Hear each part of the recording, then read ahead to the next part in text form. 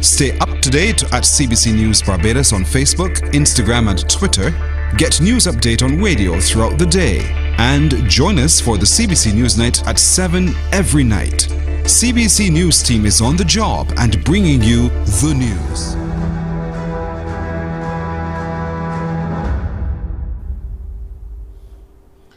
The United Nations General Assembly has adopted a landmark resolution asking the world's top court, the International Court of Justice, to define the obligations of countries to combat climate change. It was passed by a majority backed by more than 130 countries. The call for the International Court of Justice to provide advisory opinion on climate crisis was launched by the Republic of Vanuatu in 2021. The court's opinion will be non-binding, but it could help in future climate negotiations and lawsuits. Our diplomatic editor, James Bays, has more. In the General Assembly, there wasn't actually a vote on this. There wasn't a vote because there wasn't any objection. No country objected, and so it passed by consensus, welcomed by the Prime Minister of Vanuatu. They were the country that had been negotiating this behind the scenes.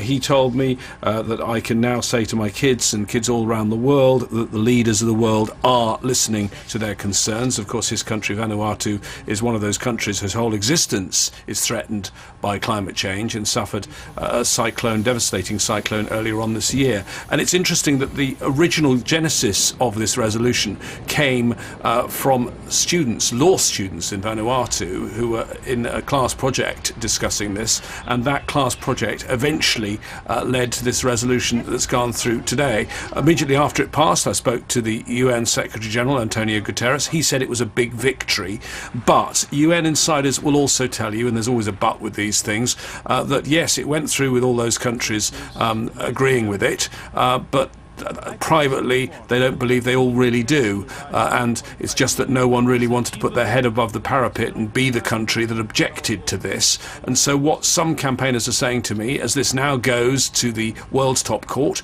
the International Court of Justice, expect when that court takes delivery of this and starts its deliberations, lots and lots of countries to put in their national submissions of how they see this.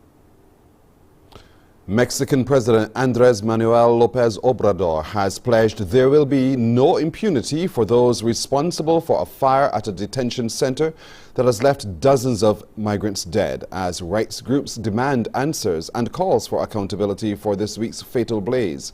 New video shows the tragedy could possibly have been averted as guards didn't immediately unlock the doors after the smoke and the flames became visible. This footage, obtained by the Reuters news agency, appears to show uniformed men failing to unlock doors to allow migrants to escape from burning cells. The cell is seen full of smoke as men kick at a locked door.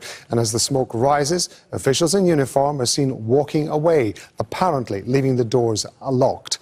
In the past few hours, Mexico's president has said those responsible will be brought to justice. There will be no impunity, that those responsible for this painful tragedy be clarified, and that those who caused it be held specifically accountable and punished in accordance with the law. Meanwhile, furious protesters, including families, have gathered outside the center. They blame immigration officials and guards for the deaths. On Tuesday, President Obrador said the blaze was caused after some migrants set fire to mattresses after finding out they were going to be deported. More now from John Holman in Mexico City. A phalanx of ambulances. They came too late for many. The fire at a migration detention facility in the Mexican border city of Juarez had already claimed dozens, many of them Guatemalans, some Venezuelans. Desperate relatives had nothing to do but mourn or wait for news. You can have a relative die and they don't tell you he's dead. Nothing. Immediately there were questions, chiefly, how did the fire start?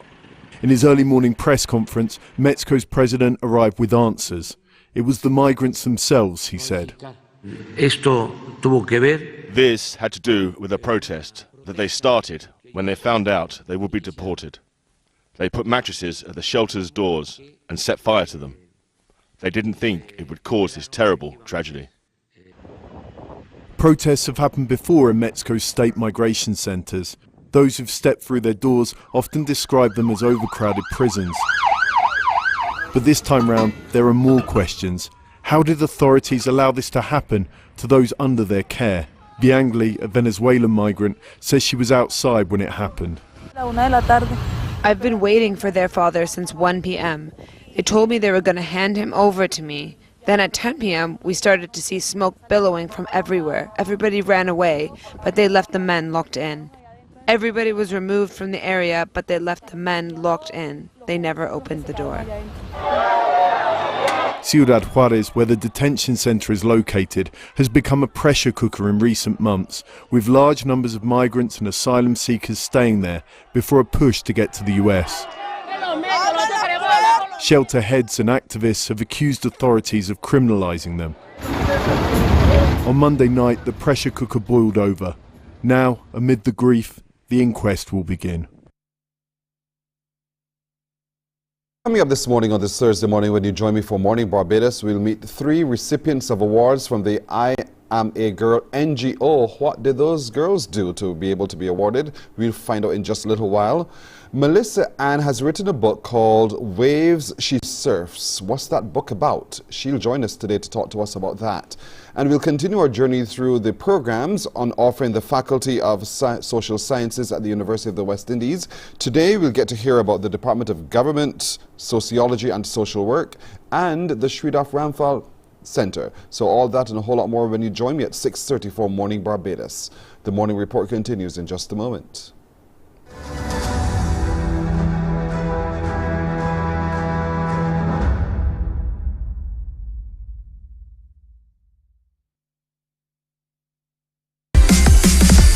While you go about your business, we go about our business, and that is gathering the news. Stay up to date at CBC News Barbados on Facebook, Instagram and Twitter. Get news update on radio throughout the day. And join us for the CBC News Night at 7 every night. CBC News team is on the job and bringing you the news. There is a saying, you can find a Bajan anywhere. Are you a Bajan living abroad? Or do you know of one who has migrated to another country?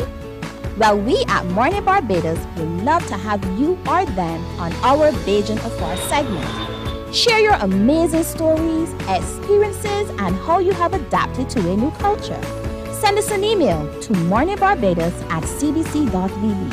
And together we will travel the world.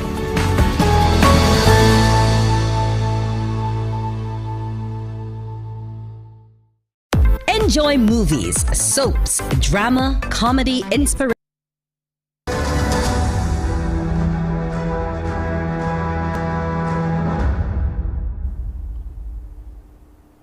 A record winter cruise season is on the cards for Barbados. The forecast came from Minister of Tourism Ian Gooding-Edgehill at the Barbados booth of Sea Trade 2023. The occasion afforded Barbados industry officials the opportunity to meet with international stakeholders. I'm also pleased to report that we will have 4 cruise bookings in the Bridgetown port. I'm also pleased to announce that the upcoming cruise winter season for 23-24 will be a record season for Barbados based on the current bookings and requests for berths at the Bridgetown port.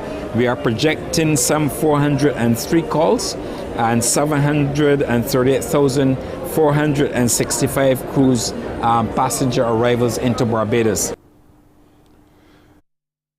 The Barbados delegation has been meeting major cruise operators who are launching new ships and have expressed confidence in Barbados. It's been a wonderful experience. We've had an occasion to meet with all of the major cruise operators. They have continually demonstrated the confidence in Barbados as a destination. They're very happy to be partnering with us, and they are rolling out new ships every year, and we are grateful for their success, because their success becomes our success. Following the initial expressions of concern about the changes, there is an agreement to reverse some of the decisions in the Speightstown traffic flow changes saga. Deputy Prime Minister and Minister of Transport, Works and Water Resources, Santia Bradshaw, toured the northern town for more than 3 hours yesterday, and CBC's Ryan Broom was there, he reports. The touring group included St. Peter MP Colin Jordan, Parliamentary Secretary in the Ministry of Transport Dr. Rommel Springer, officials from the Transport Ministry's Drainage and Design Departments, the National Conservation Commission, the Barbados Tourism Investment Incorporated, and business people from Speightstown. Speaking following the tour, one of the biggest changes announced by the Deputy Prime Minister was the reversal of the decision to make Chapel Street one-way. However, the ministry is expected to make an official announcement in the coming days about exactly when that reversal will officially take effect. When it does, traffic will once again be able to drive onto Chapel Street from the KNR Husbands Highway, where no entry signs have been placed. The biggest concern has been the Chapel Street area, which we had turned into a one-way street. Many of them have been affected in terms of the traffic flow. A number of the persons have obviously not been able to get to their businesses. So there have been some challenges by making that particular decision. And as a consequence, on the review with the Traffic Management Division, we've agreed that we will actually reverse that change and we will have the Chapel Street area return to a two-way system. The minister adds that officials were also made aware of a number of issues unrelated to the traffic flow, but still of great concern for those who live and work in Speightstown. These included footpaths, drainage and roadways. I know through the ministry we're going to be able to improve some of the side roads that lead on to the main Speightstown area. We have looked at the depot heads are here as well. We've looked at improving some of the walkways along the streets, because that stands out in my mind as one of the major problems where a lot of the culverts are broken. You have pathways that are very uneven in terms of the surfaces, and obviously, especially for elderly people, it provides a factor of risk in terms of them being able to traverse the area properly. So we have addressed a number of those concerns, and I know the depot, as soon as the financial year begins, will obviously be able to do some of the repairs to some of those key roads in the area. Meanwhile, St. Peter MP Colin Jordan thanked the Deputy Prime Minister for touring the area and engaging residents and business people on their concerns. I am very strong on the fact that we represent the people, and by that have a responsibility to respond to the people.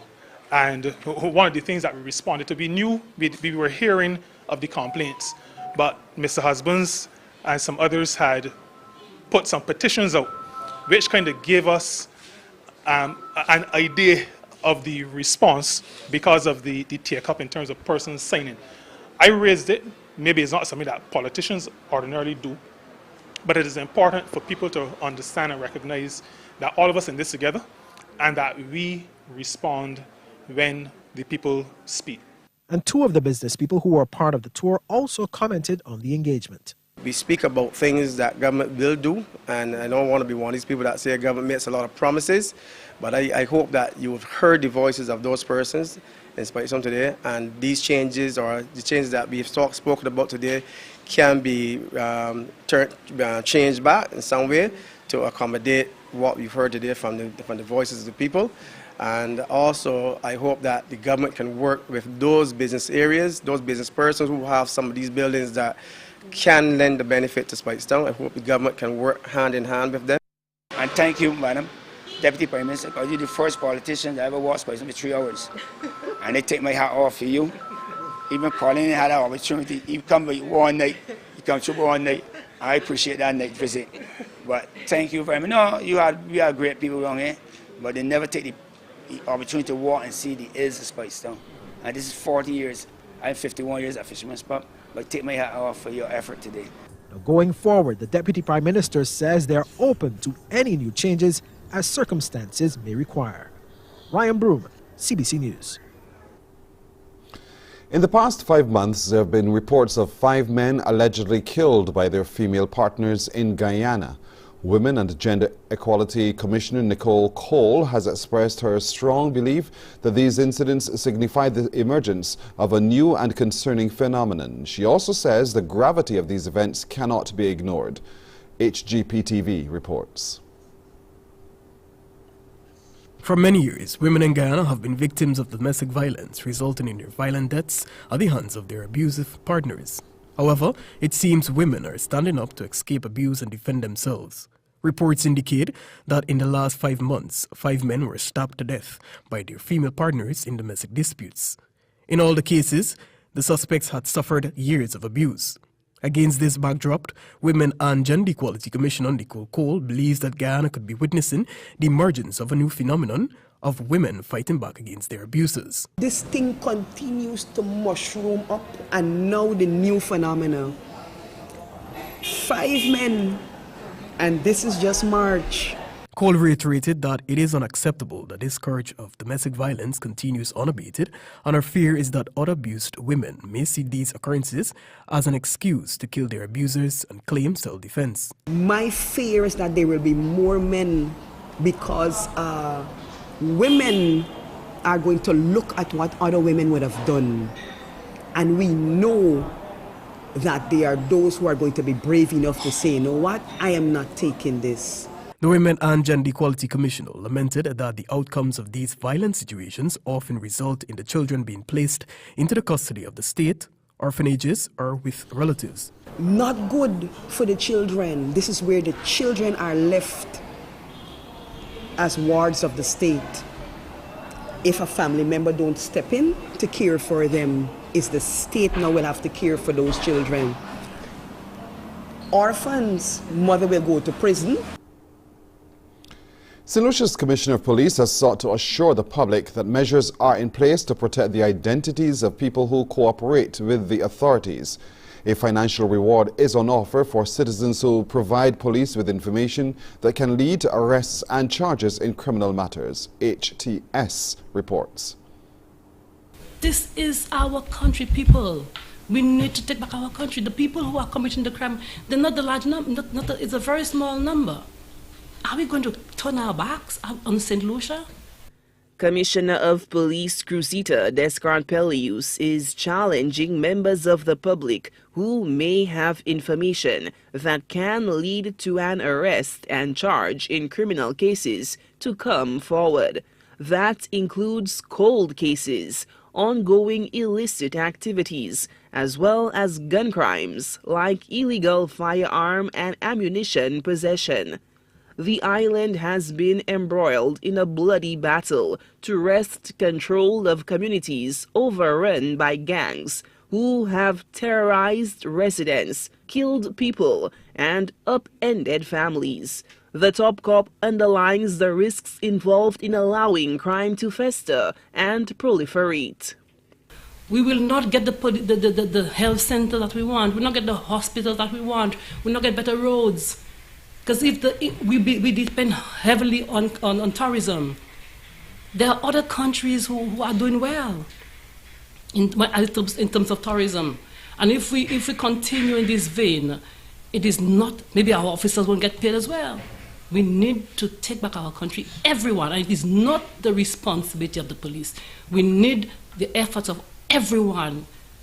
The Royal St. Lucia Police Force, for its part, has established a crime hotline at 555 for anonymous reporting. The law enforcement agency has gone a step further by rewarding anyone who chooses to share important information that could result in the arrest of offenders. We are down to the finals of the Powerade Dasani Water BSAT Championships at the Usain Bolt Complex. It is expected to be a close battle in both sections, with the St. Michael's School leading the girls on 72 points, followed closely by Combermere on 66 and Harrison College on 51. In the boys is even tighter, with the Combermere and the Aline School out front on 64 points, Harrison College 58 and St. Michael's School on 49. Yesterday there were the last set of semi-finals in the 400 meters. Anne-Marie Burke reports. Time to get things in order in the 400s for the upcoming finals, as the prelims took center stage today at the Usain Bolt Complex. These are the under-17 girls' first heat, as with just over 300 meters completed, the Aline School's Kanita Walcott was out front, but she'll be reeled in by Combermere's Tia Applewhite and Dita's Alyssa Weeks. Remember, it's not only about winning the heat, but the time was the real deal breaker. Into the home stretch, and Weeks takes command. Applewhite right there with her. Both are going to the finals. The times 59.41 and 1 minute 22 seconds Actually, the top 4 from this heat are in. Going in with the fastest time, however, is a young lady who has all season been in top form, and she's keeping in that same vein going into BSAC. The Allen School's Anaya Nurse comes off the final turn looking so cool, so calm, so collected, enough to just easily coast through to the finish. She'll stop the clock at 56.41 seconds, and she can go better than that. Watch for her in the final. Second here was Princess Margaret's Ariel Archer, who was clocked 3rd overall with 57.58 seconds, as the other 2 finishers in Kenedra Morgan of the Frederick Smith School and Dania Skeet of Queen's College are also finals bound. To the under-17 boys, and it certainly was paced like fire as they were all in a fight to get into that final 8. But in this first heat, none wanted it more than Parkinson's Tyrell Johnson Rouse, who stepped on the gas with 100 left and was not looking back. Mark this name, he's the one to beat. Pouring home in a time of 49.97 seconds, and looking at him, he has a lot more to show. Yali School's Kristen Nurse and CP's Kashawn Griffith will also feature in that final. And the second and third fastest times will come from Heat 2. Off the bend, your guess could be as good as mine, as they were all fighting tooth and nail. But look at the fast finishing Caden Dowrich Roach of CP and the Ursine Convert's Damani Yearwood, who ends up nipping the law school's Kyron Hines on the line to line up in the under-17 boys 400 final. To the under-20 girls, where the SMS Cougars are expected to dominate, and that intention was first signaled when Jazaro Holford took command of the first heat, as she held off a strong challenge from Commonwealth's Keelia Bentham, Alexandra's Aaliyah Agard, and Foundation's Denisha Ford. These girls were not going to pass up a place in the finals, and so they would be all to take it to the line, as Holford just edged Bentham with Ford then dunks in that order. The winning time was 57.68 seconds.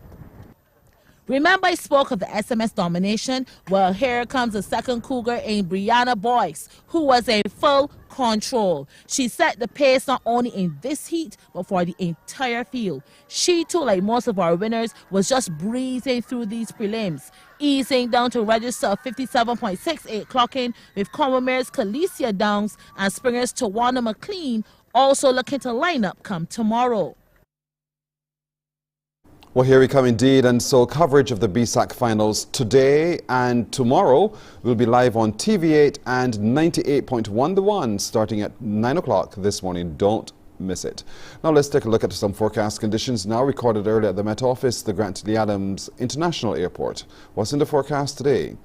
At the moment, 24.8 degrees Celsius, partly cloudy conditions abound, and the winds are coming from the east at 34 kilometers an hour. We should have today a low tide at 14 minutes after 6 this evening and a high tide at 14 minutes to 11 tonight. Seas are moderate in open water swells ranging from 1.5 to 2 meters. In the forecast, Barbados today, a mix of sunshine and clouds with a few light showers mainly during and before mid-morning. And tonight will be partially cloudy with a few brief isolated light showers. Look at some forecast conditions for some international cities.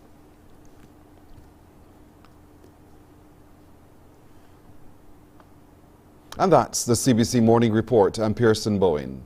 Morning Barbados starts now. Wake up, wake up, wake up, wake up. Barbados, get up. Good morning. Good morning, Barbados. Good morning. Good morning to you. Good morning. Morning, morning, morning. Good morning to you. Good morning. Morning, Barbados. Good morning. Good morning to you. Good morning. Morning, Barbados. Good morning. Wake up, wake up, wake up. Morning to you. It's Thursday. Good morning to you indeed and welcome to today. Today is the 30th of March 2023. I'm Pearson Bowen, welcoming all of you everywhere. Thank you so much for getting up to keep us company. As you do know, and we just told you, BSAC is on today and tomorrow. So don't miss it at all. You need to be sitting before your television screens or you need to be listening to your radio, 98.1 The One in particular for us to bring you all of the action from the Usain Bolt complex today. So the young people are going to be on the stage today through their athletic and field prowess. We can't wait to bring you all of that action live here at the CBC. Now also coming up today, we'll meet some youngsters who are preparing for Saturday's Vauxhall Soca Rising Stars competition. We will remind you about what it's about and how you can be a part of it, but we'll also meet some of those competing for the title in the Calypso and the Soca Monarch competitions. Also today, we are continue our look through the Department and the Faculty of Social Sciences at the University of the West Indies. We'd like to hear more today about the work offered in the Department of Government, Sociology and Social Work. Also what happens at the Sridhar Ramphal Centre. Stick around to find out more. Melissa Ann, a Trinidadian, has written a book called Waves She Surfs. What's that book about? Is it as obvious as the title suggests? Or is it not? We'll talk to her in a little while about that.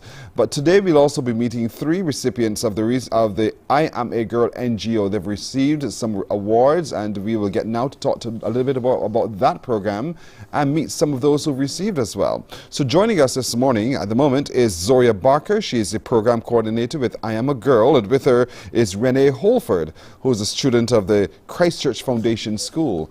Both of you, good morning. Good morning. Thank you for having us. You're very welcome. Zoria, I'll start with you. Explain to us what I Am A Girl NGO is about. Yes. So I Am A Girl NGO is a non-profit organization that is based not only here in Barbados, but throughout some Caribbean regions, including St. Lucia, Dominica, and Trinidad. And essentially, like in the name, we work with young ladies between the ages of 5 to 18, just ensuring, that they know like life skills, different things that usually wouldn't be taught in school, kind of preparing them for the next steps as they grow in this world. And how's it been going since you've started that as your mission? How has it been going? It's been going pretty well. I'm coming up on my 1-year anniversary with the organization, and within the past couple of months, I've seen changes. I've seen amazing things, confidence growing, sisterhood, friendships, just some amazing things been happening. So amazing that I know for International Women's Day you had an event. Talk to me about what happened and what happened at that event. Yes, so our International Women's Day event was amazing. It was a blast. It was a success. We had dynamic women from various sectors coming in, doing panel discussions, doing very interactive activities. So here at I Am A Girl, we don't usually go the traditional route. We're very interactive with our sessions, and I believe, Renee can speak to that.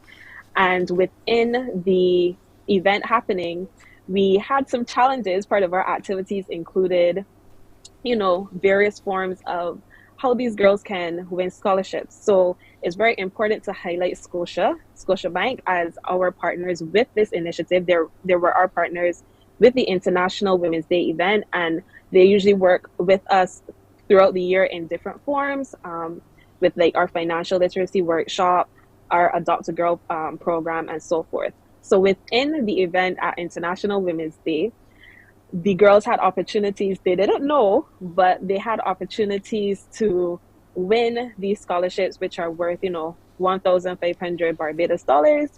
And with that, some amazing things happened. We saw confidence, we saw leadership skills, we saw amazing things. Amazing things indeed. And Sarah, we're watching our screens and we're seeing the collection of women in one room. I Am A Girl. All the girls showed up indeed. And so, Renee, you were one of those girls who showed up. How was that experience for you? Good morning.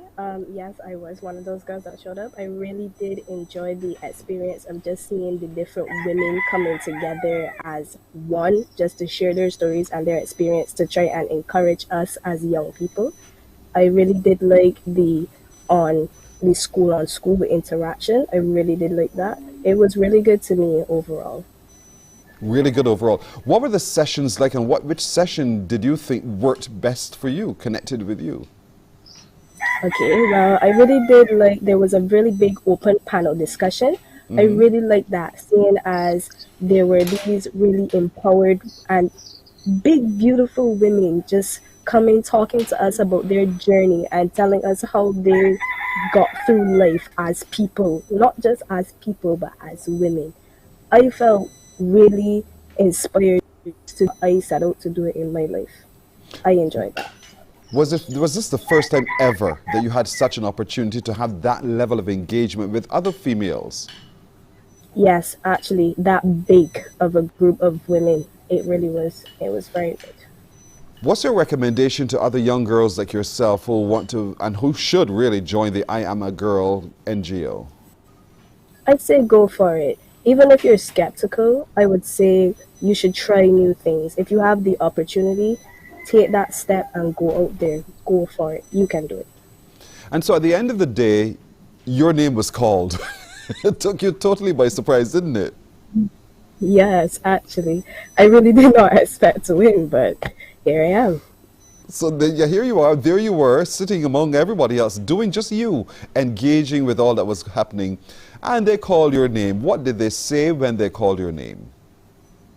Okay, well, she started talking. She said, okay, she's talked about the scholarships. And then I said, oh, wow, scholarship, okay.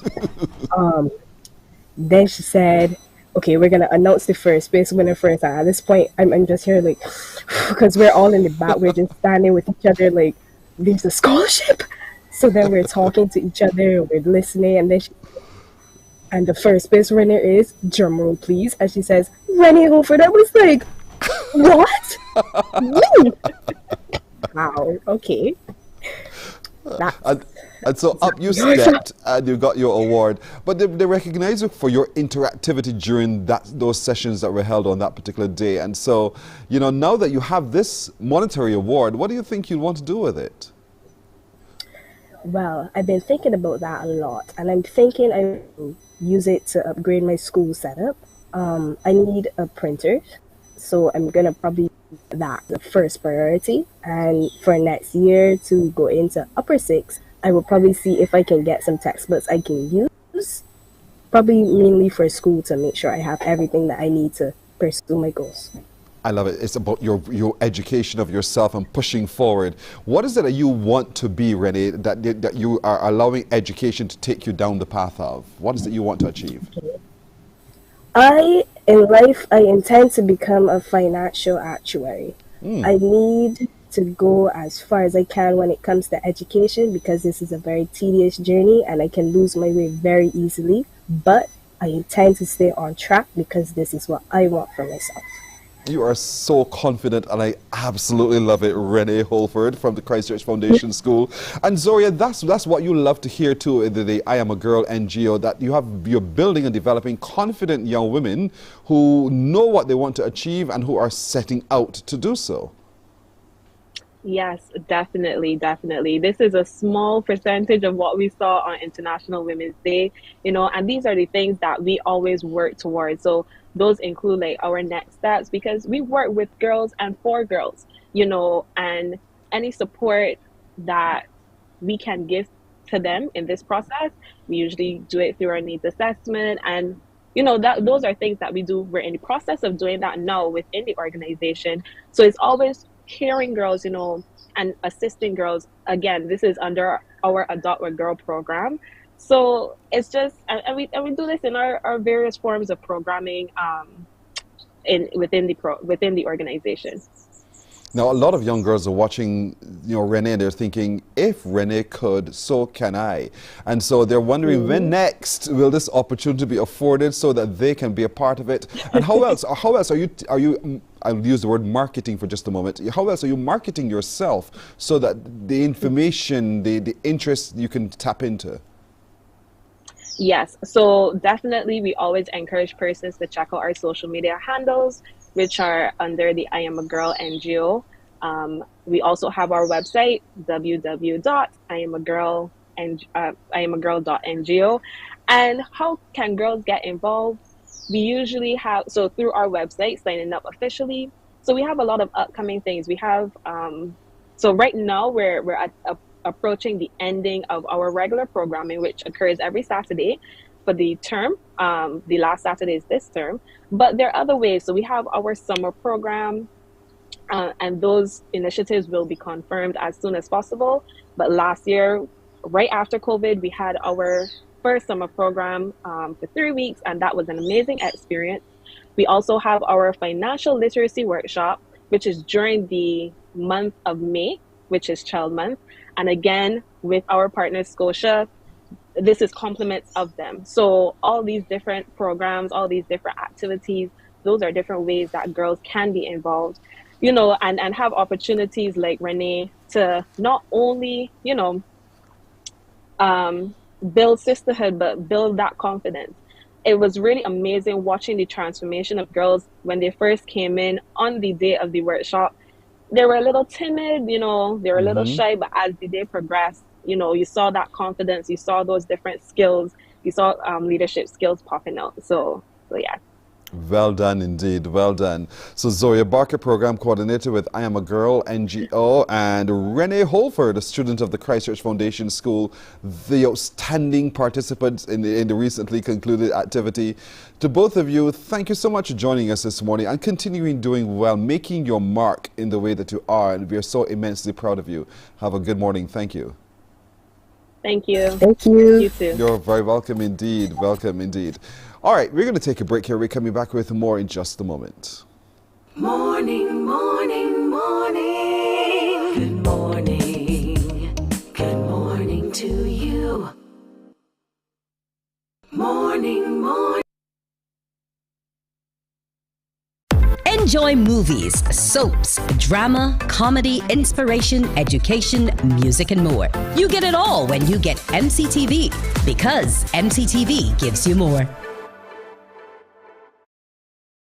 Some ask, what makes Barbados so special?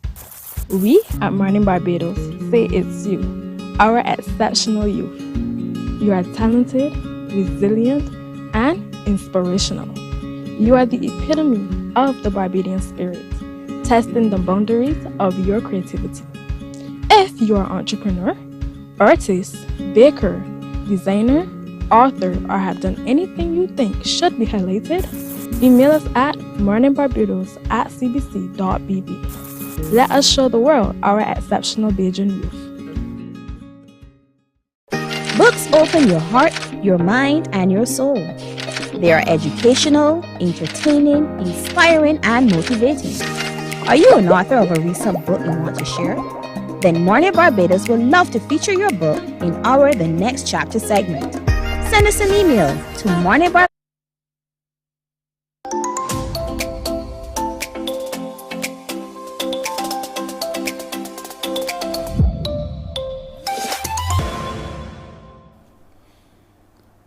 All right, 15 minutes now to go to 7 o'clock. We just started sharing with you a bit about what's happening with the I Am A Girl NGO, the recently held activity they had with the students, the female students of our island. And we'll meet in two more of those who are rewarded some awards as a consequence. Jazara Blackman is a student of the Dighton Griffith School, and with her is Danielle Holder, student of the St. Michael School. To both of you ladies, good morning. Good morning. Good morning. Thank you so much for joining us. I'll start with you, Jazara. Talk to me a little bit about what it felt like for you to be a part of that activity for International Women's Day. I would say that it felt pretty good because I have never experienced something like that. I have never been so comfortable around so many people because it was mainly women, and it was a great opportunity for me, and I couldn't thank them enough. Mm-hmm. Did you have to sign up and register, or did the school send you? I was asked to go by my guidance counselor, Mm-hmm. and I went. So there must have been something about Jazara that the guidance counselor thought, we got to send Jazara. Jazara is the one who we'll send. Were you alone from your school, or did you have others from your school as well? There were about 5 others. Mm-hmm. And so at the end of the day, your name got called to, Jazara. How did that feel? It was pretty surprising because I was only told about 2 scholarships. So when I was told that I had won one, I was of course excited, but mainly surprised and also very proud of myself because I didn't believe I could do it, but I clearly could.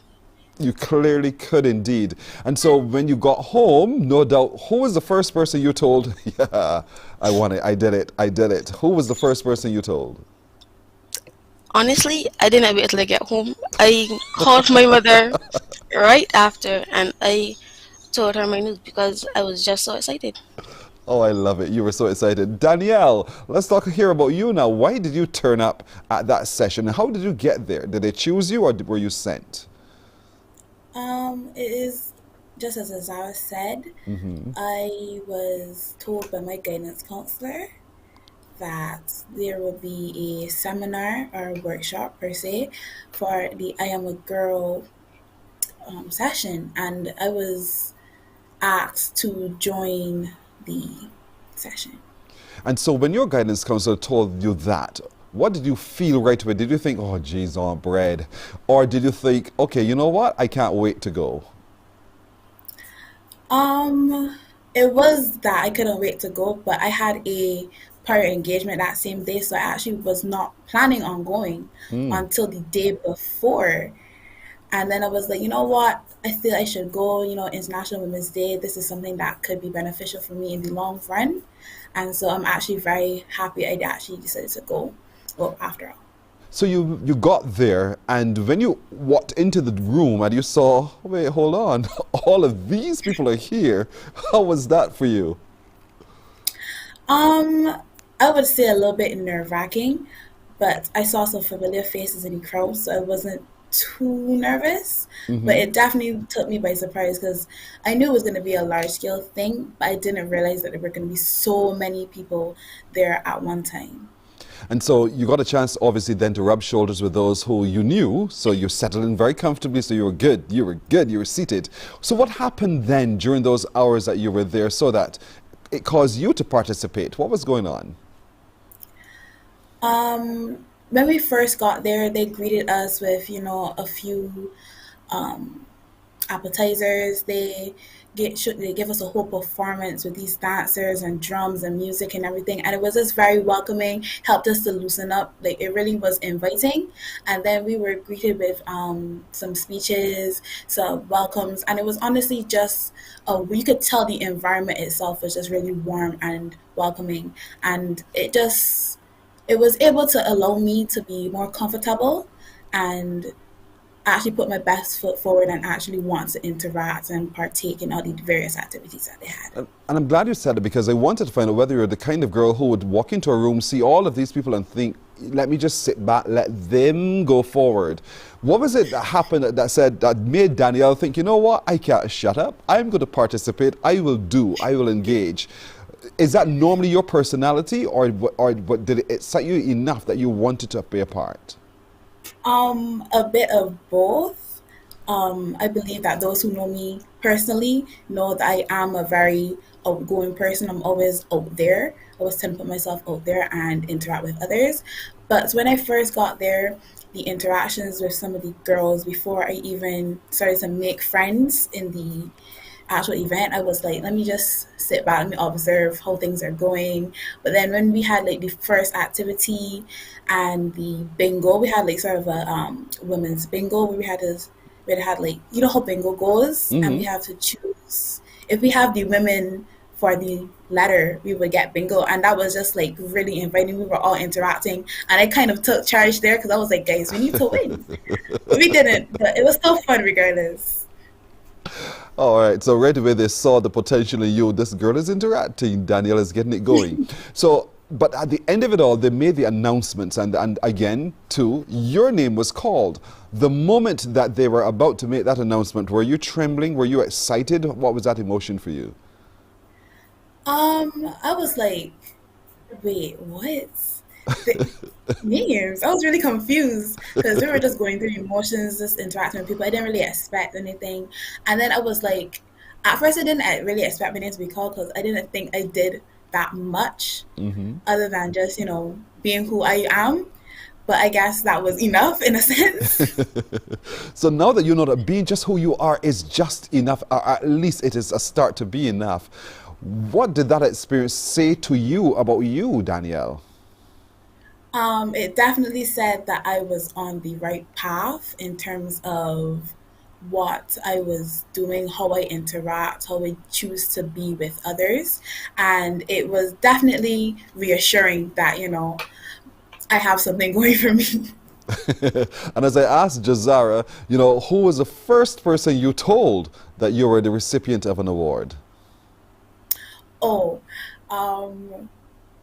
the first person I told was my mother. I called her and I was like, Mommy, I can't believe this. This is crazy. And then right after that, I messaged my friends and I was like, guys, this is crazy, guys. But a good crazy indeed. And so, it was. yeah, Jazara, what about you? What's your plan? What's your educational trajectory? What are you thinking you want eventually to be? I would say I'm not completely sure as yet, Mm-hmm. but what I am sure of is that I want to teach. I love sharing knowledge and I love being able to educate others. Really? Teaching is a very tough job. I'm aware of that. After all, you're in school all the time, so you know the kind of work that one has to put in. So now that you want to be a teacher, what do you think you also need to do to prepare yourself for that space in this world as a teacher? I'm aware that I have to put myself out there more because when I'm teaching, I can't be shy in front of a classroom of people. Mm-hmm. I need to really focus on my studies because how will I teach if I don't learn? Yes. You yourself, you have to prepare. And so, Danielle, what about you? What is your life mission? What are your goals that you're trying to attain? I intend on going to medical school to become a doctor and then further specializing in physiotherapy. Really? Why physiotherapy? I am an athlete. I play a plethora of sports and I tend to get injured very easily. And so since I have that love for sports and athletics and stuff like that, and also I get hurt a lot, I wanted to help other athletes like myself and sort of like give back to my community, if that makes sense. Makes a lot of sense. So I want you to talk to me a bit, Danielle. What did you say to the other females at school who missed the opportunity that you had at International Women's Day? And what encouragement would you give to girls in general to be a part of the I Am A Girl NGO? I would definitely say that to seize the opportunity. Like we were talking a lot about this at International Women's Day itself, where it was like seize every opportunity put forth to you, because obviously I was not the only girl asked. There were also a plethora of girls that were asked, but not a lot of them seemed too interested in it. And although they might not have been able to receive the same sort of opportunity that I did when I went, it would have been overall a great experience for them. And in terms of joining I Am A Girl NGO, I believe that if you are able to and you're able to make all these sessions, 100% believe that you should go. And even if you're not able to join the foundation itself, just in everyday life, supporting other women, giving back to your community, being the best you that you can be, I believe that is the most that anybody can do. That's brilliant advice indeed. Jazara, what about you, Jazara? When you got back to school and you saw the other girls, what did you say to them about the experience, and what advice would you give to other girls as well so that they can have the same experience you've had? I made sure to tell my friends how much of a good time I had, first off, and I was encouraging them to join me because I wanted to attend the summer program. So I was trying to influence as many girls as I could to join with me because I just thought it would have been a great experience. Since the first experience I had there, it was pretty good. And what has been the response since you've started that effort to try to encourage more girls to come join you? What's that been like? Most of my answers were yes, because most of the girls that I went with were my friends, and since they had a good time, they assumed that the summer program would also be good. And it will be good. It will definitely be good. We can see the work that it has, the impact it's had on both of you, Danielle and Jazara. And so, Danielle, sometimes we see in our society some examples of, I'll use the word guardedly, bad behavior by some of our females and young girls as well. What advice do you give to them this morning so that, they can correct the behavior? Let's buck the trend here. I Personally, I can't really speak for anybody else. I personally believe it is a matter of figure out who you are. I feel that a lot of rebellious behavior or bad behavior comes about when you are uncertain of who you are as a person. And I feel like, as we were talking about in the panel discussion referenced earlier, like we had an open panel with all the girls in a circle, a lot of ups and downs are involved. There's no linear path to figuring out who you are, how to rectify the behavior that you have. And so my advice to them would be to go through the motions in a sense, in terms of maybe this is a stepping stone to figuring out who you are. And once you do, that sort of bad behavior as aforementioned would probably cease, if that makes sense. Yes, it does make a lot of sense indeed. Both of you, Jazara Blackman and Danielle Holder, both of you have made me so very proud of you indeed. The nation is also proud of you too. And so we want to recognize you today as two outstanding and exceptional young women. Congratulations on your awards. May you use it wisely and make great use of your time and your effort as well. Thank you very much for joining us this morning and continue excelling in the ways that you have been. Thank you. Thank you. You're welcome. You're welcome indeed. Two very young and inspiring women of our world, of this society, and they shall be champions indeed. We'll take a break here. We're coming back with the news and more in just a moment.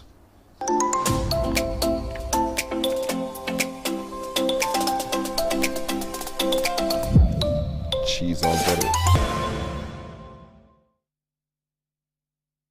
Books open your heart, your mind, and your soul. They are educational, entertaining, inspiring, and motivating. Are you an author of a recent book you want to share? Then Mornin Barbados would love to feature your book in our The Next Chapter segment. Send us an email to morninbarbados@cbc.bb. That's morning without the G. Come and let us turn those pages together.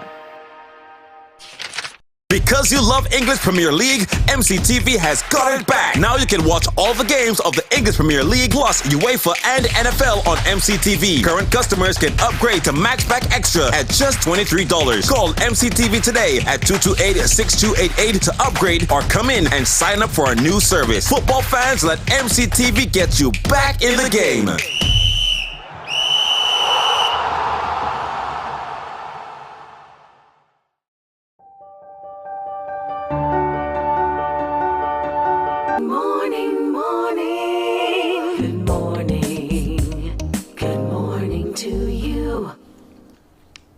It's 7 o'clock in Barbados and the Eastern Caribbean. Time for the news, which is brought to you by the Barbados Lottery. Dream car, dream house, dream vacation, they could all be yours with Friday's massive $7,070,000 in the Super Lotto jackpot. So get your tickets today now from any Barbados Lottery agent island-wide, and you could be living your dream as a Super Lotto millionaire. Super Lotto, you've got to be in it to win it. Studied hard at school, didn't wanna be a fool, but you're still not in the game. Girlfriend live in large, big house and car, that's because she's in the game. Life seems real tough, bills keep going up, and you're still not in the game. It's not that hard for all that to change, it's time to get in the game. You have to be in it to win it. Super Lotto, in it to win it. Super Lotto, in it to win it. Super Lotto, you have to be in the game. In the news now, a record winter cruise season is on the cards. The forecast came from Minister of Tourism Ian Gooding-Edghill at the Barbados booth of Sea Trade 2023. That occasion afforded Barbados industry officials the opportunity to meet with international stakeholders. I'm also pleased to report that we will have 4 cruise bookings in the Bridgetown port. I'm also pleased to announce that the upcoming cruise winter season for 23-24 will be a record season for Barbados based on the current bookings and requests for berths at the Bridgetown port. We are projecting some 403 calls and 738,465 cruise passenger arrivals into Barbados. The tourism minister said the Barbados delegation has been meeting with major cruise operators who are launching new ships and have expressed confidence in Barbados. It's been a wonderful experience. We've had an occasion to meet with all of the major cruise operators. They have continually demonstrated the confidence in Barbados as a destination. They're very happy to be partnering with us, and they are rolling out new ships every year, and we are grateful for their success, because their success becomes our success. Following the initial expressions of concern about the changes, there has been an agreement to reverse some of the decisions in the Speightstown traffic flow changes saga. Deputy Prime Minister and the Minister of Transport, Works and Water Resources, Santia Bradshaw, toured the northern town for more than 3 hours yesterday. Ryan Broom reports. The touring group included St. Peter MP Colin Jordan, Parliamentary Secretary in the Ministry of Transport Dr. Rommel Springer, officials from the Transport Ministry's Drainage and Design Departments, the National Conservation Commission, the Barbados Tourism Investment Incorporated, and business people from Speightstown. Speaking following the tour, one of the biggest changes announced by the Deputy Prime Minister was the reversal of the decision to make Chapel Street one-way. However, the ministry is expected to make an official announcement in the coming days about exactly when that reversal will officially take effect. When it does, traffic will once again be able to drive onto Chapel Street from the KNR Husbands Highway, where no entry signs have been placed. The biggest concern has been the Chapel Street area, which we had turned into a one-way street. Many of them have been affected in terms of the traffic flow. A number of the persons have obviously not been able to get to their businesses. So there have been some challenges by making that particular decision. And as a consequence, on the review with the Traffic Management Division, we've agreed that we will actually reverse that change, and we will have the Chapel Street area return to a two-way system. The minister adds that officials were also made aware of a number of issues unrelated to the traffic flow, but still of great concern for those who live and work in Speightstown. These included footpaths, drainage, and roadways. I know through the ministry we're going to be able to improve some of the side roads that lead on to the main Speightstown area. We have looked at the depot heads are here as well. We've looked at improving some of the walkways along the streets, because that stands out in my mind as one of the major problems, where a lot of the culverts are broken. You have pathways that are very uneven in terms of the surfaces, and obviously, especially for elderly people, it provides a factor of risk in terms of them being able to traverse the area properly. So we have addressed a number of those concerns, and I know the depot, as soon as the financial year begins, will obviously be able to do some of the repairs to some of those key roads in the area. Meanwhile, St. Peter MP Colin Jordan thanked the Deputy Prime Minister for touring the area and engaging residents and business people on their concerns. I am very strong on the fact that we represent the people, and by that have a responsibility to respond to the people.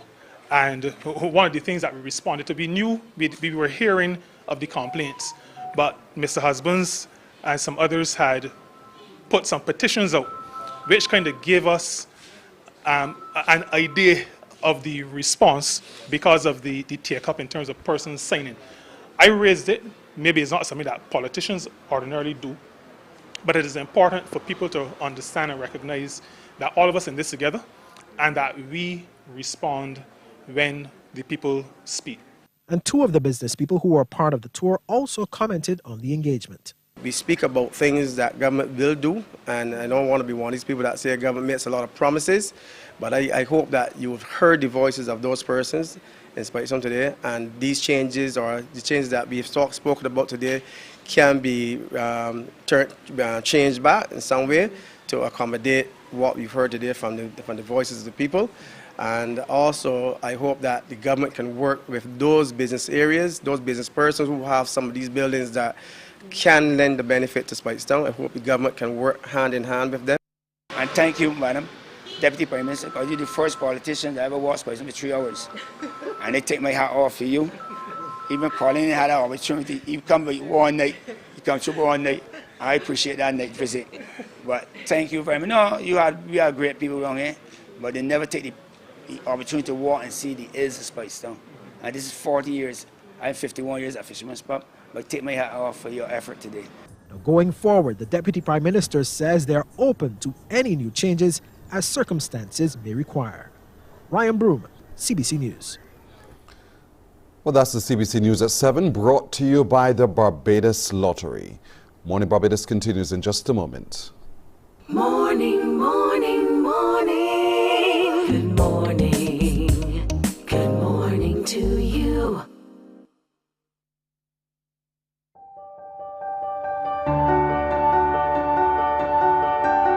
Hi, I am Jaheem Thomas, one of the team leaders of Project SOFT.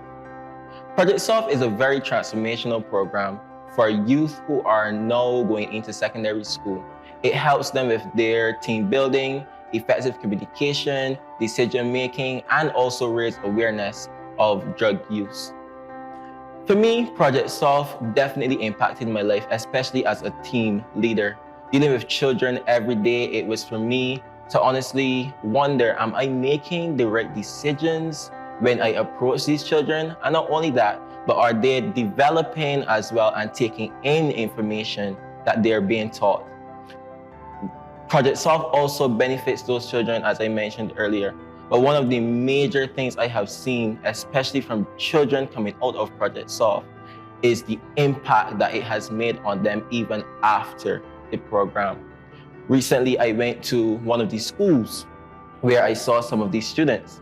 And when they came to me, the effect, the impact that I got, because they said, Uncle Jaheem, and to see that relationship still sticks with them, to see that they still remember.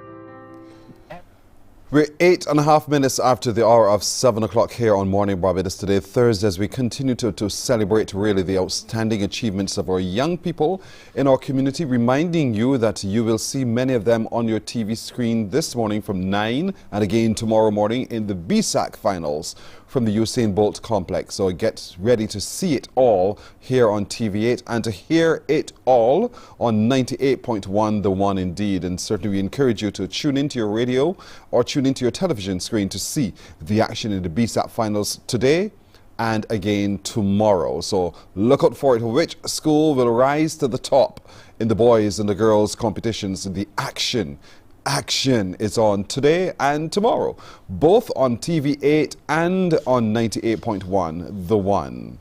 All right, let's turn our attention to other action happening on Saturday, as a matter of fact, April the 1st, when we all will be heading to the Vauxhall Primary School in Vauxhall, Christchurch for the Vauxhall Soca Rising Stars competition. The final there is also on. Joining us this morning is their teacher, Kimberly Davis, and with them are the boy and sister, brother and sister combination in King K and Kiki.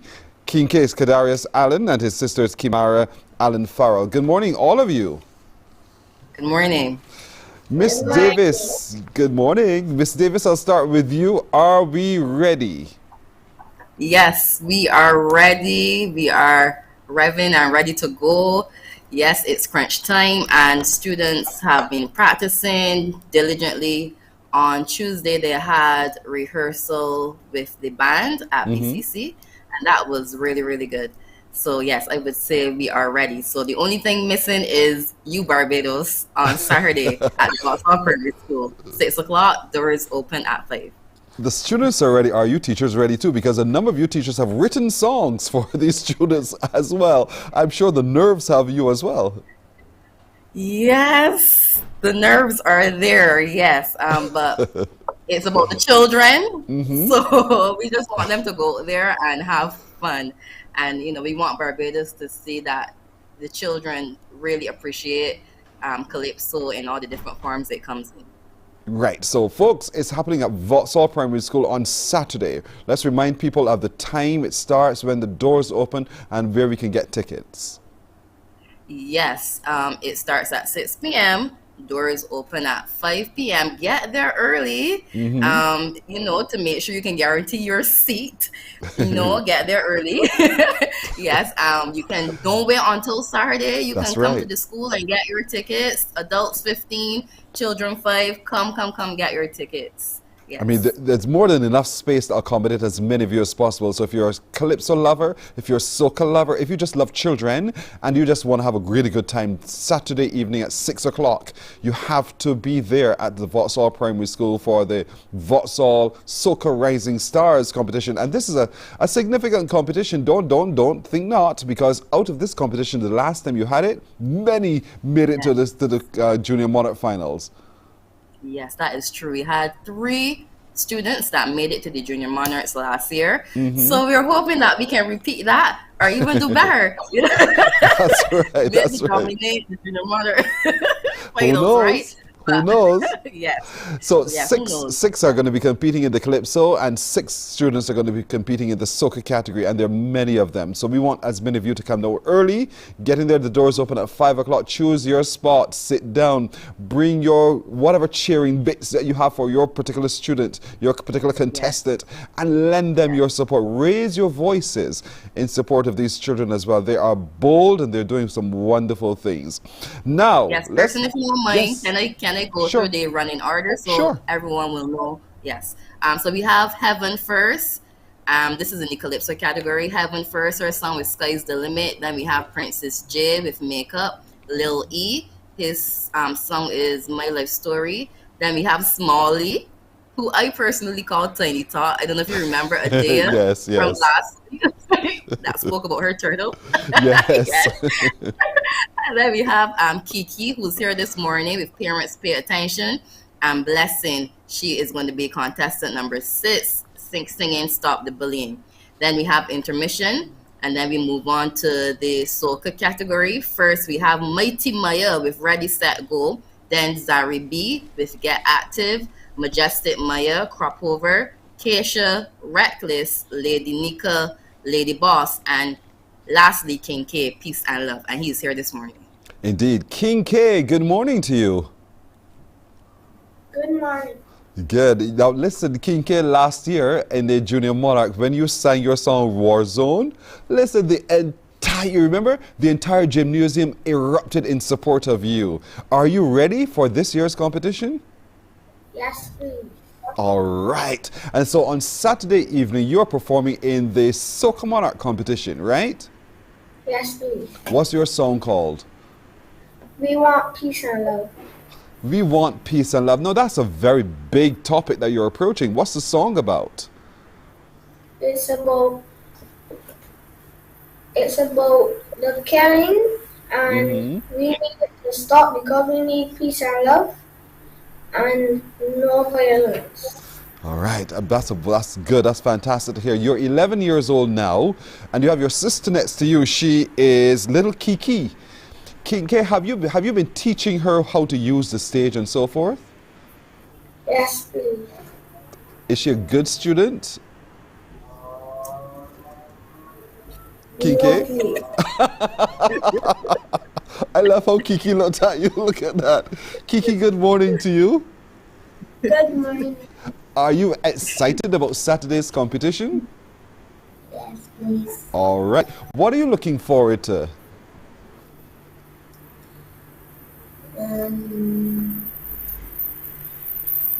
Are you looking forward to singing your song? Yes, please. What's your song called? My song is called Parents Please Pay Attention. And can you sing just a little bit of your song for me? Yes, please. Sure, go ahead. Parents, I want you to know, so please pay attention. Please pay attention. Take it from the smartest girl in the world. So please pay attention. Please pay attention. We don't need no fancy things. We don't need a lot. Parents to make us feel your love non-stop. Pay attention. I love it. Well done, Kiki. And so, what about you, my boy Kincaid? Again, sing a little piece of your song if you don't mind for me. Well, the gangs all then come together. Party and drink all the liquor. Say them is family, say them is brother. But the guns still on the holster. We want peace and love, peace and love. But the guns still all around. We want peace and love, peace and love. Tell the bad boy put the guns down. Beautiful, beautiful, beautiful indeed. So we have quite a competition on our hands. So Kincaid, do you think you will win this time around? Yes, please. You're confident, confident, confident. Kiki, what about you? Do you think you're going to wear home the crown on Saturday night? Yes, I love it indeed. And so, Kinke, what was it like rehearsing with the band at community college? What was that like for you? It was good. Mm-hmm. And so, who do you think, Kinke, will give you the hardest, the strongest competition? Ramaya, Why do you say so? because she has a lovely song. You wish you could sing that song, right? Just teasing you, just teasing you. Kiki, what about you? Who do you think is your strongest competitor? Ethan, Aha. Why? because his song is lovely and about life story. Mm-hmm. Fair enough, but don't let that scare you. Don't let that scare you. I'm sure everyone is going to come out now to support both of you indeed on Saturday night. And I wish you well in your endeavors, okay? All right. You're welcome. Miss Davis, so here we are. These two youngsters, again, strong, confident, ready, and that is also a part of the developmental program there at the school. Yes, that is true. Their confidence has increased by leaps and bounds. Randy Eastman was at the school yesterday also trying to, give them some tidbits on how to better use the stage. So they're learning a lot. They're doing live interviews. So that is improving their public speaking. So yes, it is a developmental program. I'd like you to share with us, our audience, and some of the teachers and the other people who've been working with the students with you on this effort this year to build that confidence, not just the confidence, but their skill on screen and on set. Okay, so that has mainly been Miss Caroline Hofer-Sam, the event organizer and the person who came up with the concept for the competition from 2018. So she has really been working with the students in terms of preparing for interviews. Myself, I try to chip in when I can. Their parents, of course, much thanks to the parents as well for helping us. We really appreciate that. Yesterday, they also had help from Anomaly Dance Academy. They're going to be helping with the backup dancers. So yes, there's been a lot of help from a lot of people, and we want to say thank you so much. Barbados Steelworks, they did a promotional video with Barbados Steelworks this week. So there are the small businesses and the larger companies in corporate Barbados have really been chipping in, and we want to say thank you. If you don't, can I go ahead and name some? Sure. Yeah. So Barbados Steelworks, H&R Building Maintenance, Linear Lux, that's a nail technician studio, Rebel Events, Dinner and Caterings, Cool Comfort, Refrigeration and Air Conditioning, and Reggie's Plumbing. So the small businesses have really been helping. In terms of the larger entities, Carter's, thank you so much to Mr. Brian Hurley, and Renaissance Designs, D2, he lives within the Vauxhall community. So he said, of course, he will help us with the decor. Williams Equipment, thank you so much. And of course, thank you to you, the media, as well. So yes, everybody has been chipping in. Thank you, thank you, thank you. It's been our tremendous pleasure indeed. And so, folks, it is on Saturday. This coming Saturday, as a matter of fact. It's on Saturday at the Vauxhall School, and it begins at 6 in the evening. You have to be in your space by 5. It's suggested you get in early and get to your spot. I'm now being told that we're joined by Nika Clark. Nika, good morning. You're looking like the text said long to come to me, right? Is that what you're thinking? That's all right. Are you looking forward to Saturday? Or what are you looking forward to doing on Saturday? Well, what category are you competing in? The soca? Yes, sir. All right. And so what's the name of your song? Lady Bella. Say it again for me. I'm not hearing it clearly. Say it again. Lady Bella. All right. And I'd like for you now to sing just a little bit of your song, if you don't mind. Let me get the happy self, you could be more than that. But long before the pandemic, backing up would never be a plan. False pretenses and false first all the time, and again false rain. Wear makeup on Instagram to get everyone's attention. But you are little girls who are recipients to let your two attention. Doesn't mean for you, no one else you, no one else will be that long.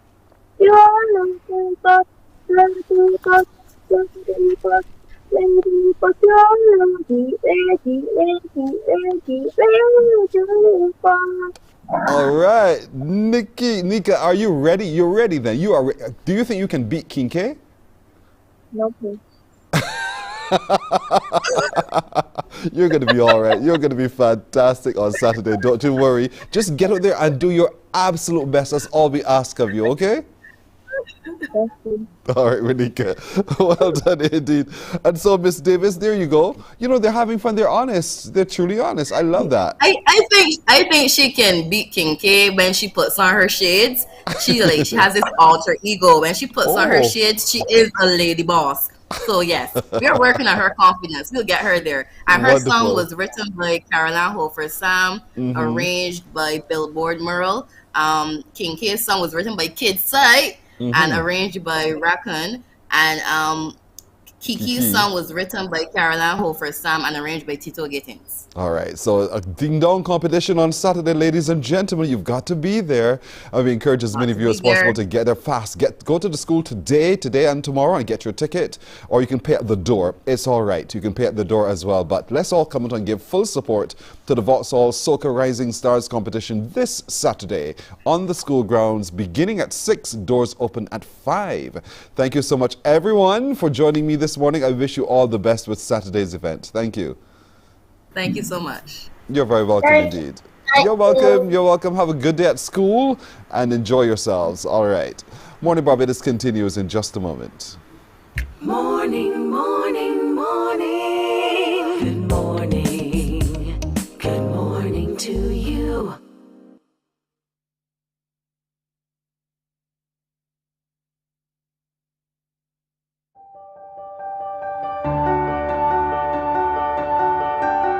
Hi, I am Jaheem Thomas, one of the team leaders of Project SOFT.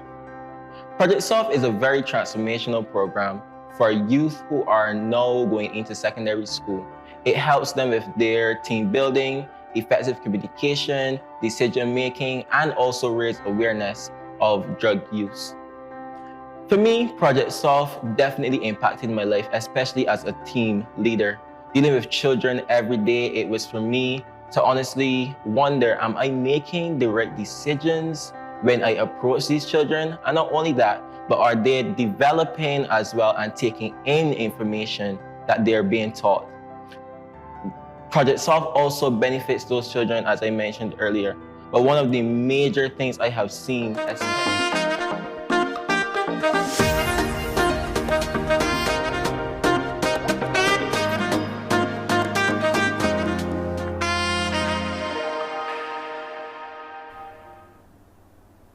25 minutes now after 7 o'clock. She writes, but does she surf? She's written this book called Waves She Surfs. Her name is Melissa Ann. Good morning to you, Melissa. Hi, good morning, Pearson. How are you? I'm well today. Thank you for asking. How do you do? I'm fine, thank you. I really wish I was in Barbados there physically, though. I asked the question at the beginning, in introducing the segment, she writes, but does she surf? So when you wrote the book, Waves She Surfs, was it about you? Well, it's based on personal experience, some personal experience combined with just experiences of women. No, I do not surf. It's just a metaphor for what is reflected in the poetry that's in the book. Right, so it's a collection of poems and items of poetry that you've written. It's called Waves She Surfs. So then, as it is a collection, explain for us the title of the book and how it all brings together all within the book. Right, so Waves She Surfs is a collection actually of poetry and prose. And it speaks to the story of a woman and the waves of emotions that she faces from love to heartbreak to healing to self-growth and empowerment. The book is divided into 4 chapters, and each chapter is dedicated to a phase of that journey. So the first chapter is more about love. The second chapter focuses on heartbreak and hurt and grief.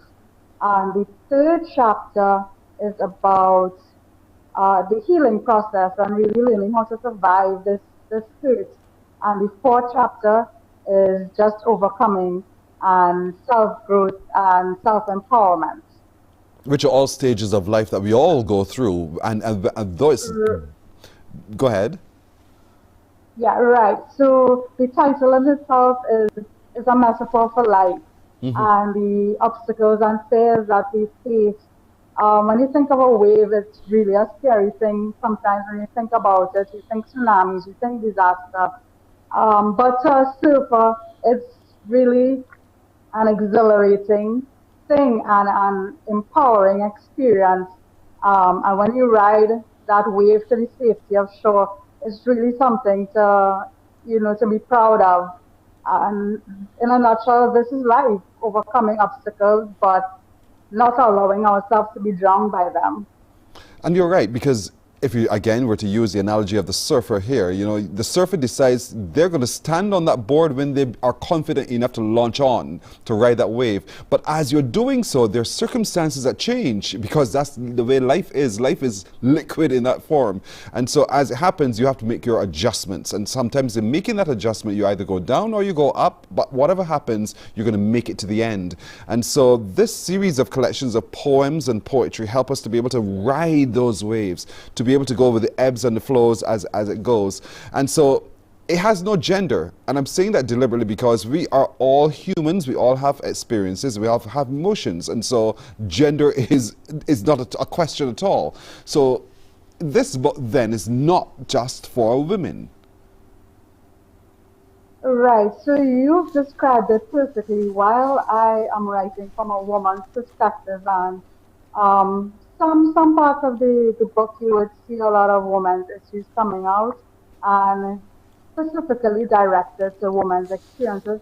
But yeah, this could be for anyone, and it's not gender specific. You could open the book, anyone could open the book and relate to something in it.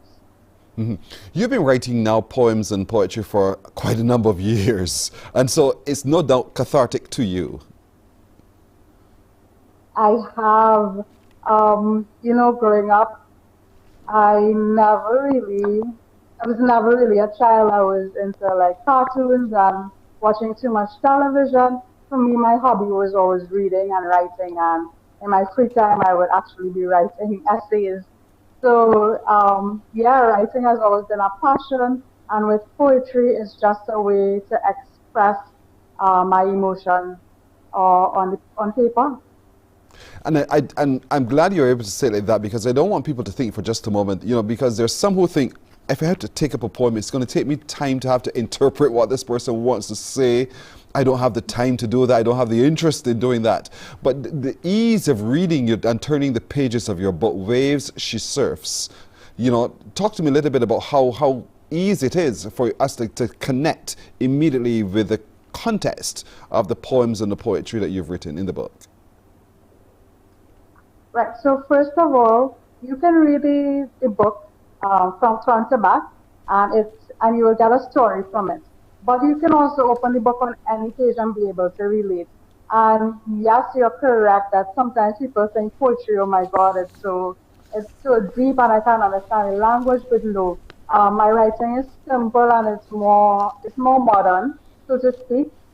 So you would find a lot of short pieces in it, but it's packed with a lot of symbolism and imagery and metaphorical meaning behind it. So you don't have to read the book once and you understand the language. But if you read it again and again, every time you read it, you may get another meaning from it. Every time you read it, you're going to get another But then again, that's the whole motion of waves anyhow. You know, waves are not always similar. Not every wave is like the other wave. And that's the whole point. You can go through your waves as well by turning the pages and turning those pages at different times in your life experience as well. So it's called Waves, She Surfs. And though that's what it is, and it has the she, the pronoun she in there, it's waves we all surf, indeed. And so we want to encourage you to get the book. Where can people today find the book? I know it's probably available online, right? It is available on Amazon, and it's also available on Kindle as an ebook. So you can download it and take a read. Is this your first? Well, I also have, it is my first book. But as I said, I've been writing for a long time, so this book really, I pulled it together from things that I've written for over a period of 4 years, and then it took me just about a year to put everything together and to get the book published and that whole process. So now that you've been bitten by that publishing bug, what's the plan going forward? Definitely more books in store. I already have some poems and some pieces that I'm putting together. So yeah, another collection is coming soon, probably before the end of the year. Are you ever tempted in writing, because you do poems and poetry, are you ever tempted in writing short stories and fiction and so forth, those kinds of things? I have dabbled a bit in short stories. As I said, the book is poetry and prose, so there are short pieces of prose as well in the book. As far as fiction goes, I may try it, but to me, it's a longer process. It's quite different from poetry, and poetry is just my thing.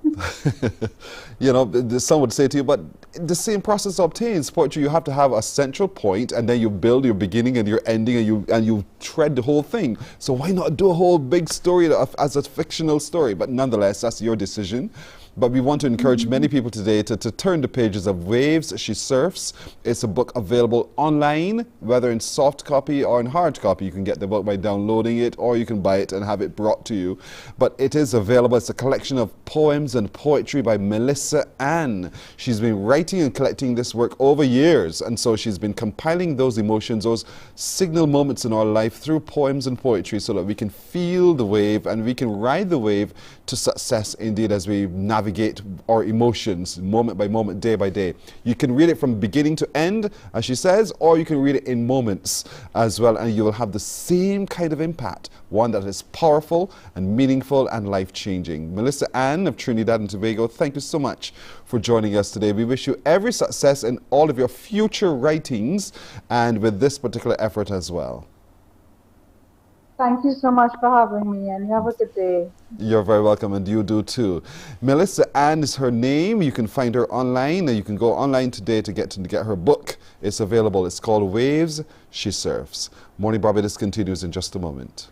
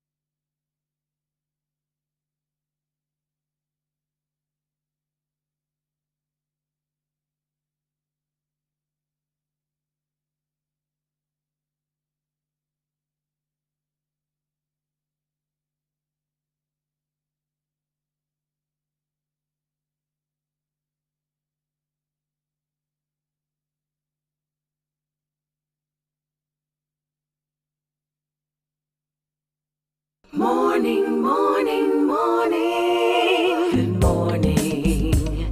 Good morning to you. 23 and a half to now to go to 8 o'clock as we turn our attention to ongoing look inside the Faculty of Social Sciences as it is their open week on the KFL campus of the University of the West Indies. We've been places, we've been excited. The training of the mind has really been triggered this week, all week long indeed, and so it's only Thursday, but there's a whole lot more we can learn about. As today we want to hear more about the Department of Government, Sociology and Social Work, and also to find out what's happening at the Sridhar Ramphal Center.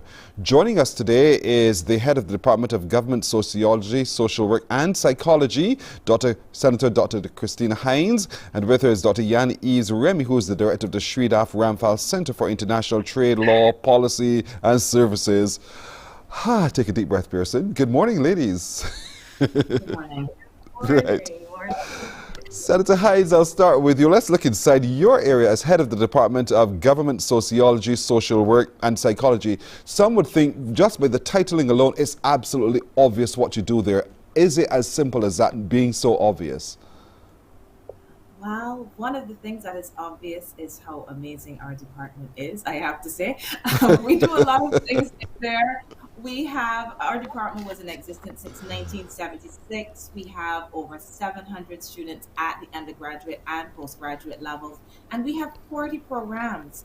So even though you hear a few things in the title, it's a lot, but we have 40 programs, and they range from at the undergraduate level, political science with different combinations, majors and minors, international relations with a variety of minors, including foreign languages. Chinese is one of those languages that you can do as well. And you can do all kinds of other combinations with minors in management, human resources. So there's a lot of variety there. We have social work, as you mentioned, sociology with many combinations in sociology as well, public policy, labor and employment relations, and psychology, which is truly our most popular undergraduate program, and there are also some combinations with psychology. And then we have postgraduate offerings as well in e-governance, social work, counseling psychology, applied psychology, and we have a brand new postgraduate diploma in substance abuse management that we hope will really help to train people to address some of the issues that we are seeing across our society. I love the fact that we're having the open weeks because now we truly get to understand better what is on offer at the University of the West Indies. We assume and then we make some bad assumptions as we go.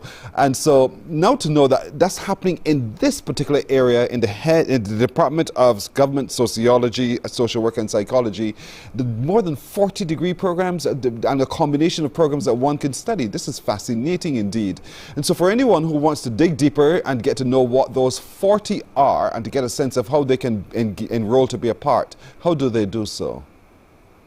Well, we will have some webinars this evening, this department. I forgot to mention that we have a criminology minor, which is very popular. We also have research degrees, MPhil and PhDs, but we will have two webinars this afternoon. One is for undergraduates and the other is for postgraduates. Were you provided with a poster that gives the web address that people can register? My production crew will let me know in a moment. Because we do have a URL that people can register for the webinar if they're interested, and these are provided via CIRU, which is the Student Enrollment and Retention Unit. So if you go on KFL's website and you go to CIRU, you will see where you can register for webinars. Right. I see. Talk to me a little bit about some of the research programs they do in your department.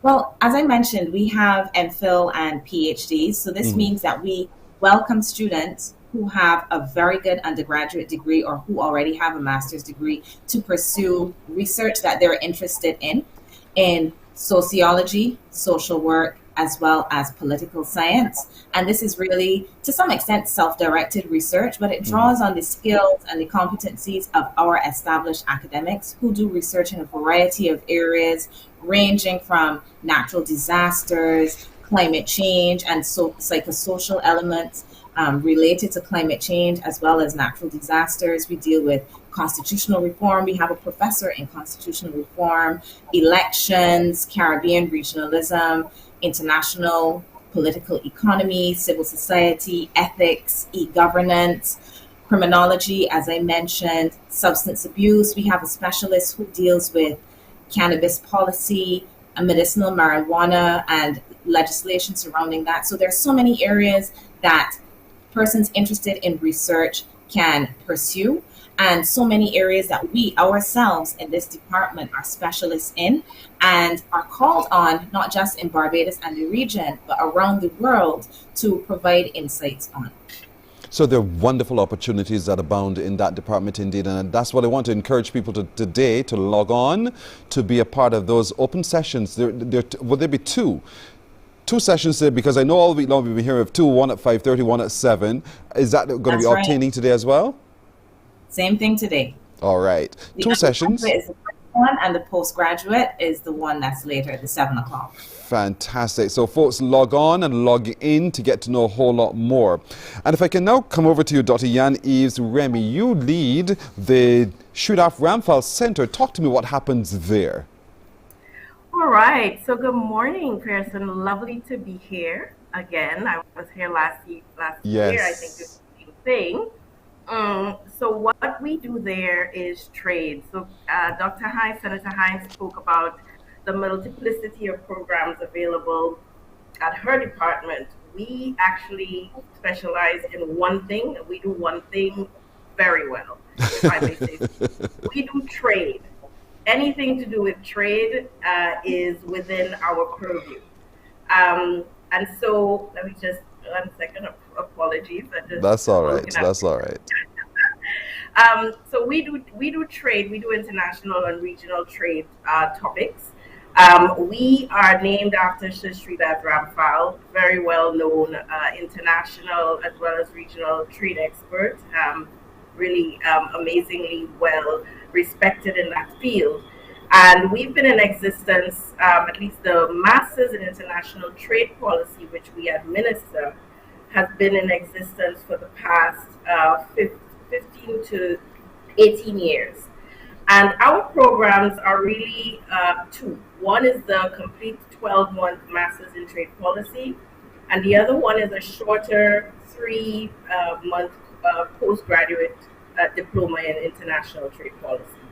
And basically, the core is taught under both, which is Introduction to Law of International Trade of the WTO.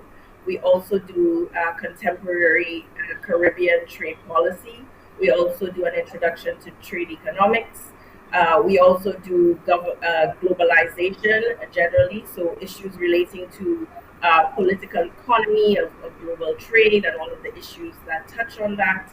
And we also do quantitative methods and research methods, just to name a few of the things we do. And in the regional front, we actually do a course on introduction to regional trade arrangements with a particular focus on the legal aspects of that.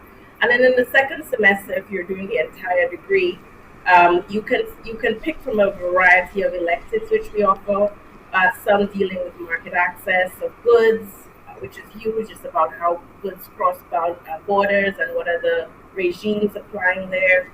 We do advanced trading services, we do trade negotiations. And to top it all off, we have an amazing study tour, which our students go on every year to Geneva, where they visit international trade organizations. They intern in the Caribbean, CARICOM missions in Geneva. So after your hard, arduous journey of 9 months of work, you actually get to top it off with the practical component in Geneva, which is a 2-week course. And this year, we're having a massive jamboree in Geneva because all sorts of international other master's students in trade are meeting us in Geneva, and we're having a huge 100 or so students will be meeting us. So it's a wonderful degree. We also have a research component. You do a research paper, and you also get to intern. We assist with placing our students in internships in regional and local ministries, as well as other places where they can get hands-on experience in trade. The wonderful thing about what happens there, and in both areas as well, is that you're positioning people to be global citizens. And what you learn through these areas, whether it's at the Shoot-Off Ramphal Center or in the Department of Sociology, Psychology, Government, and the like, is that of it, you can find employment everywhere there's a need for your skill set. But you said it. Absolutely. The wonderful thing about trade is it's global. You can sit right here, as I often do, and do webinars that have global reach. You can get jobs in international organizations, but you can also decide to make your contribution locally or regionally. Because trade, the thing about trade is that it's no longer just about, you know, duties, crossing borders. It's climate change. It's women's issues. It's poverty. It's now trade with a little bit of a heart, and the SDGs have the Sustainable Development Goals have sort of catapulted this area into a new phase of being relevant again, right? How do we think about trade policy? This is the exchange of goods and services and data now. And how is it raising people's standards of living from the very poor and marginalized all the way up to companies and environmental and social impacts? So it's the best place to be. It's a wonderful area to be in. And we welcome anyone who has an interest in joining us. We have a very small shop, an excellent administrative and research team that anyone can say one thing that defines us is we care a lot about our students and we go to bat for them. And we're small, but as they say in Jamaica, we're Talawa. So I think we punch above our weight. And it's lovely to be part of the best faculty at the University of Social Sciences. Paint for us, Dr. Hines, if you can, some of the employment opportunities that can flow naturally from one's attainment of one's degree in your area. Our programs such as social work, we can see the careers built in there. So we do need a lot of social workers in Barbados and the region, in schools and in many areas. At the master's level, some of the emphasis of this social work program is on administration. Then psychology also has very easily built into it the counseling elements of psychology, but people who do this at the undergraduate level can then branch off into certain areas like advertising, marketing outside of regular psychology, industrial psychology, which is within the workplace, and sports psychology, so many different areas outside of what people might ordinarily think of when they think of psychology. When we think of political science and sociology, well, we have politics. That's one area, the public sector. These are areas that people think of. But and we also have international relations. A lot of our graduates actually do go into the private sector. Some work in banking, some deal with areas such as risk. Some are entrepreneurs themselves. So there are many areas that people go into. And this is because of the skills that we also build in the department. So we heavily focus on research skills, writing skills, presentation skills that are very easily transferable across many areas and that make it easy for our students to be trained and employed in a number of areas, as well as to be able to start their own businesses, whether they're doing consultancies, research, or businesses that we may not even. We have some really interesting graduates that I'm sorry you couldn't meet, but our students, our graduates are doing some truly amazing things. This is fantastic indeed. And so, folks, if you need to know more, and the opportunities truly are real, you can log on today for 5:30 as an undergrad to hear more about the undergraduate programs. And then as a postgrad, what else is happening? At 7 o'clock, you can log in there as well. Pose your questions. Get involved in the interaction as well. The Faculty of Social Sciences, and there are many, many, many degree programs of learning. You can major in one, minor in another. There's so many other ways that you can develop our society by your taking on the course of study at the University of the West Indies in this particular area, the Faculty of Social Sciences. I'd like to thank both of you for joining me this morning. Senator Dr. Christina Hines, who is the head of the Department of Government, Sociology, Social Work and Psychology, and Dr. Yan Eves Remy, who is the director of the Sridhar Ramphal Center. Thank you so much, ladies, for again exposing us to the breadth of all that you do, but for also exposing us to the richness of what you do as well and the wonderful opportunities that flow therefrom. Wish you well. Thank you so much for joining us. Thank you. You're very welcome indeed. All right, so now we know. So now you know, then you do. So log on at 5:30 this afternoon and or at 7 o'clock this evening to know more about what happens in the Faculty of Social Sciences. We're taking a break right here. We're coming back in just a moment. Morning, morning.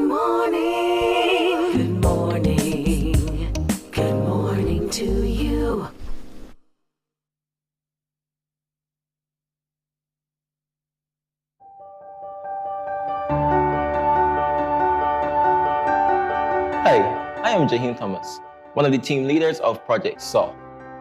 Project SOF is a very transformational program for youth who are now going into secondary school.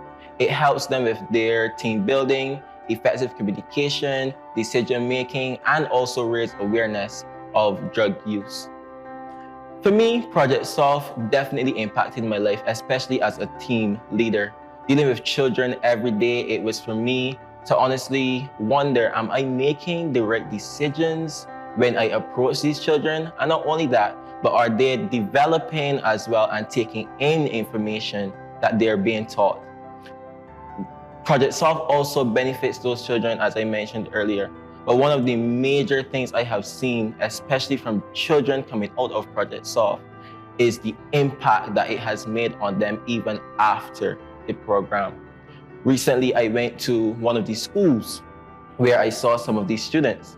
And when they came to me, the effect, the impact that I got, because they said, Uncle Jaheem, and to see that relationship still sticks with them, to see that they still remember everything, because they were like, Uncle Jaheem, you come in and watch me, run.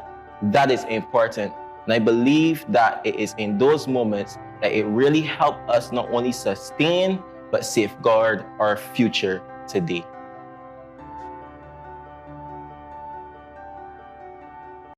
This Easter, CBC is having an Easter bonnet decorating competition where anybody, old or young, can participate. All you need is a bonnet or a hat for those who don't know, some glitter, some Easter eggs, some flowers, maybe even some chocolate. Take a photo of your finished product and send to Mornin Barbados at cbc.bb or WhatsApp 467-5465 from March the 27th to March the 31st. All entries will be shown on Mornin Barbados and posted to their social. Morning, morning, morning. Good morning. Good morning to you. We are 6 minutes now to go to the hour of 8 o'clock. What are you doing for Easter? Are you already out there creating your Easter bonnet? Haven't you already done so? If you haven't, then let me tell you what you stand to win so that perhaps it gets you going creating your Easter bonnet. Take a look at this. This Easter, CBC is having an Easter bonnet decorating competition where anybody, old or young, can participate. All you need is a bonnet or a hat for those who don't know, some glitter, some Easter eggs, some flowers, maybe even some chocolate. Take a photo of your finished product and send to Mornin Barbados at cbc.bb or WhatsApp 467-5465 from March the 27th to March the 31st. All entries will be shown on Mornin Barbados and posted to their social media page. The photo with the most likes can win $250. Oh yeah, and if you win, you can be featured on their TV morning talk show Mornin Barbados. Sponsored by Super Style Shoe Shop, keeping your steps in style. Skate Life Barbados, Skate Life, Great Life, and Mornin Barbados. So there you go. $250 could be yours, but your deadline is tomorrow. Did I say it? Your deadline is tomorrow to get your entry in. So start building that hat. Take a photograph, take a video, send your photograph or send your video or send your photograph and your video by WhatsApp to 467-5465 or send it to morninbarbados@cbc.bb if emailing is your preferred way of submitting. But get it in with your name and your contact details. Make sure you include your name and your contact details. And good luck, you could be the winner of $250. Best of luck to all of you. But tomorrow is your deadline. You don't have a lot of time left, folks. We're coming back to share more in just a moment. Morning, morning, morning. Good morning. Good morning to you. Morning, morning. This Easter, CBC is having an Easter bonnet decorating competition where anybody, old or young, can participate. All you need is a bonnet or a hat for those who don't know, some glitter, some Easter eggs, some flowers, maybe even some chocolate. Take a photo of your finished product and send to morninbarbados@cbc.pb or WhatsApp 467-5465 from March the 27th to March the 31st. All entries will be Morning, morning, morning. Good morning. Good morning to you. Just to let you know, at 3 minutes to go to the hour, we want to remind you of some things you have to do today, some things you need to pay attention to today, some things you need to know about today. Now today, Wesley Hall Primary, remember we told you about that? They are marking their celebration of their winning in the boys, and they're having a grand parade through town today, starting at 10:30.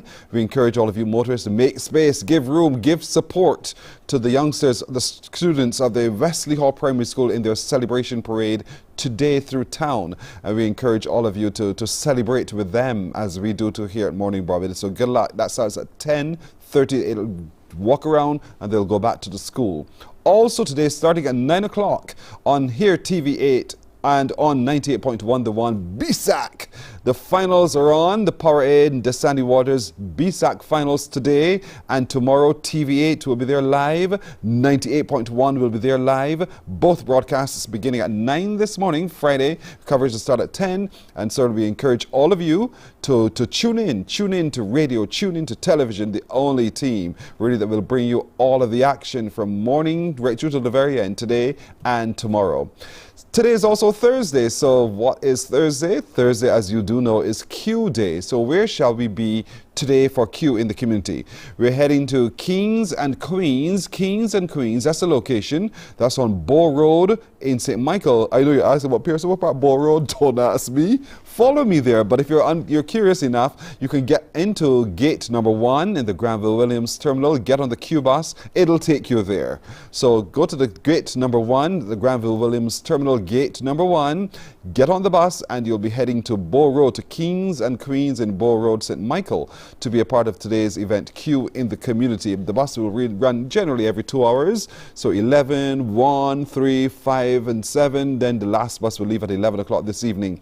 But have a great day today at Q in the community. See, there's a lot happening today. Don't want you to miss any of it. Well, that's it for today as well. Thank you so much. And so my producer today has been Nadia Foster, technical director Don Greenwich. Rule 4 is about, he's heading to BSAC in just a moment. Sound has been Christopher Blenman, and at Master Control, Tamisha Green. I'm Pearson Boyne. For each of them, to all of you, we thank you. We'll see you tomorrow. Take care. Bye-bye. Wake up, wake up, wake up, wake up. Barbados, get up. Good morning.